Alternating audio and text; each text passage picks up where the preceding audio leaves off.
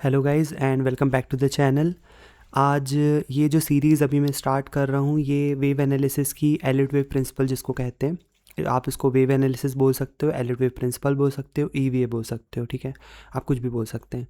तो ये जो वेव एनालिसिस की सीरीज़ अभी हम स्टार्ट कर रहे हैं, मैं इसमें एकदम बेसिक जो बिल्कुल ज़ीरो से स्टार्ट करने वाला हूँ कि कोई भी व्यक्ति जिसको नॉलेज नहीं है वेव एनालिसिस का कि वेव एनालिसिस कैसे परफॉर्म करते हैं, वो इस सीरीज़ को थ्रू आउट देख सकता है, ठीक है, और वो सीख सकता है वेव एनालिसिस। और वेव एनालिसिस ही आपको सीखना चाहिए मोस्ट प्रोबेबली। आप इंडिकेटर्स और सारी चीज़ें आप यूज़ कर सकते हैं, बट वेव एनालिसिस एक ऐसी चीज़ है जो कि मार्केट में हमेशा हमेशा काम करती है।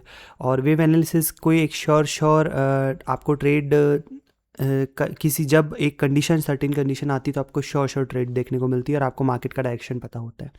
तो स्टार्ट करते हैं।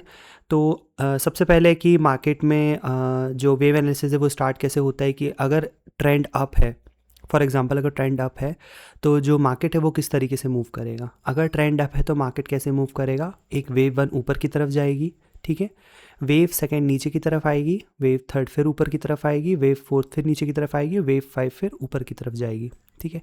तो अगर आप देखेंगे तो जो वेव वन है और जो वेव थ्री है और जो वेव फाइव है ये टुवर्ड्स द ट्रेंड मूव है, ठीक है। अगर ट्रेंड ऊपर की तरफ है हमारा अगर ट्रेंड है, अगर वो ऊपर की तरफ है और मार्केट को अगर ऊपर जाना है तो वो 1 2 3 4 5 स्ट्रक्चर में ही ऊपर जाएगा, ठीक है।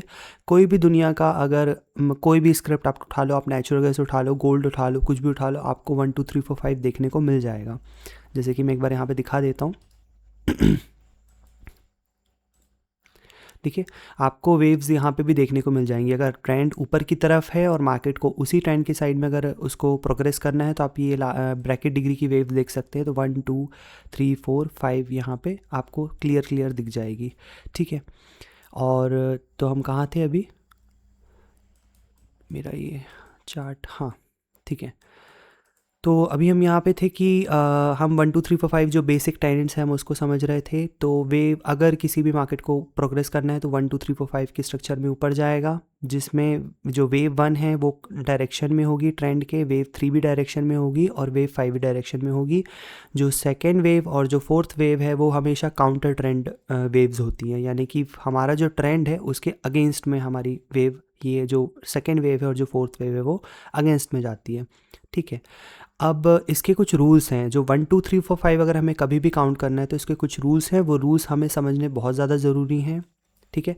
अगर आप वो रूल्स को वॉयलेट करते हैं तो फिर आप वो मार्केट का जो स्ट्रक्चर है वो कुछ और स्ट्रक्चर बना रहे हो और आप उसको गलत काउंट कर रहे हैं।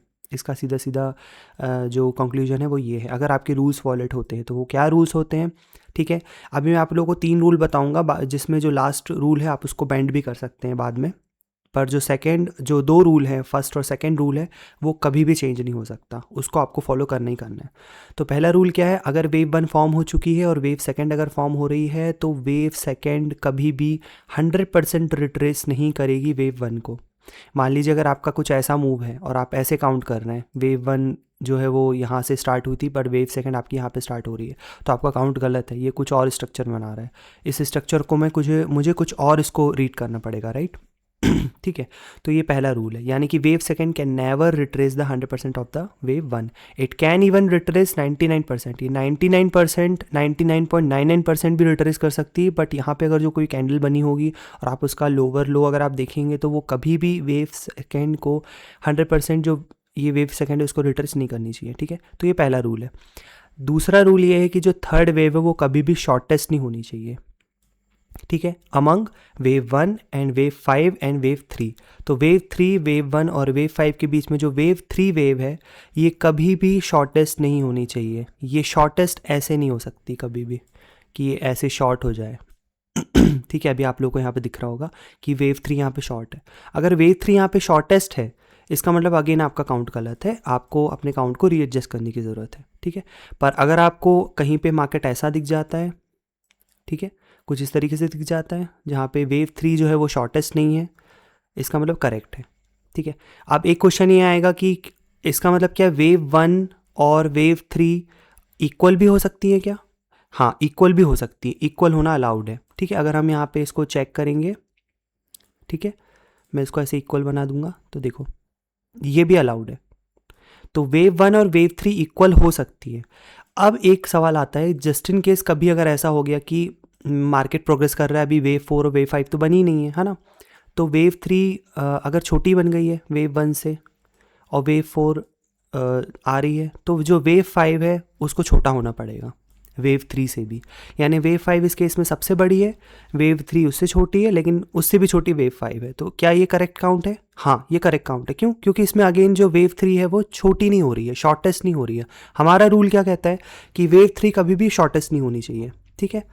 तो ये पहला रूल है, सॉरी ये दूसरा रूल है। पहला रूल हुआ हमारा कि जो सेकेंड वेव है वो कभी भी 100% रिट्रेस नहीं करनी चाहिए वेव 1 को, और दूसरा रूल है हमारा कि जो वेव 3 है वो कभी भी शॉर्टेस्ट नहीं होनी चाहिए, ठीक है।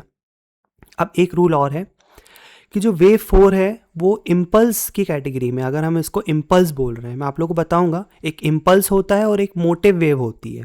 मोटिव वेव जिसमें एंडिंग डायगोनल और लीडिंग डायगोनल, ये मतलब डायगोनल पैटर्न्स होते हैं बेसिकली, ठीक है। तो डायगोनल पैटर्न्स को छोड़ करके सिर्फ अगर हम सिर्फ एक क्लीन इम्पल्स की अगर हम बात कर रहे हैं, क्लीन इम्पल्स अगर बन रही है, तो उस क्लीन इम्पल्स के केस में जो वेव 4 है वो कभी भी वेव 1 की टेरिटरी में इंटर नहीं कर सकती, ठीक है। अगर वो वेव 1 की टेरिटरी में इंटर कर रही है और अगर वेव 5 फिर अगेन ऊपर की तरफ बन रही है और आप इसको 1 2 3 4 5 काउंट कर सकते हैं, तो फिर आपको इसको कोई एक डायगोनल स्ट्रक्चर लेना पड़ेगा इस तरीके से, ठीक है। वो भी वैलिड है, ये भी इसको आप 1 2 3 4 5 बोल सकते हो, कोई डाउट नहीं है। लेकिन एटलीस्ट ये इम्पल्स नहीं है, आप इसको इम्पल्स नहीं बोल सकते। क्यों? क्योंकि वेव 4 जो है वो वेव 1 की टेरिटरी में आ गई है ना। तो क्लीन इम्पल्स के नेचर में जब क्लीन इम्पल्स हम काउंट करते हैं तो क्या होता है, जो वेव 1 है उसकी टेरिटरी के अंदर वेव 4 इंटर नहीं करती है, ये चीज़ आप ध्यान रखिएगा, ठीक है। तो ये अभी हमने काउंट करना सीख लिया कि क्लीन इम्पल्स यानी जो इम्पल्स है वो क्या होती है, और जो 1 2 3 4 5 है उसको काउंट करने का, यानी कि जो लार्जर डिग्री की तरफ जो मूव हो रहा है 1 2 3 4 5 में, उसको हम कैसे काउंट करते हैं और क्या रूल्स हैं। 2 ही रूल्स मैंने आप लोगों को बताए हैं, एक तीसरा रूल है इम्पल्स के केस में, ठीक है। इसके नेक्स्ट टॉपिक में मैं डायगोनल स्ट्रक्चर कवर करूँगा, ठीक है, उनको अच्छे से एक्सप्लेन करूँगा, ठीक है। बाकी अभी तक आप अगर आपने ये वीडियो देखी है तो इतना आप लोग को एटलीस्ट समझ में आना चाहिए कि 1 2 3 4 5 के जो काउंट करना है उसके रूल्स क्या होते हैं, ठीक है। 2 ही रूल्स हैं। तो अभी तक अगर आप लोगों ने वीडियो पे हैं तो आप प्लीज़ चैनल को सब्सक्राइब करिएगा। मैं ये वीडियो छोटी छोटी क्लिप्स में मैं डालूँगा, कोशिश करूँगा इनको छोटी रखने के लिए, ताकि जो लोग हैं वो आराम से वेव एनालिसिस को समझ पाएँ और मार्केट को ठीक तरीके से प्रेडिक्ट कर पाएँ, ठीक तरीके से पहले रीड कर पाएँ। सबसे पहले तो क्या है कि लोगों को रूल्स ही नहीं पता है, लोगों को लोगों के पास वो टूल ही नहीं है। लोगों को अगर ये भी पता है ना कि फिबोनाची क्या होता है, तो उन्हें ये नहीं पता कि फिबोनाची को यूज़ कैसे करना है। तो ये सब हम अभी सीखेंगे धीरे से, ठीक है। तो thank you so much for watching and have a nice day.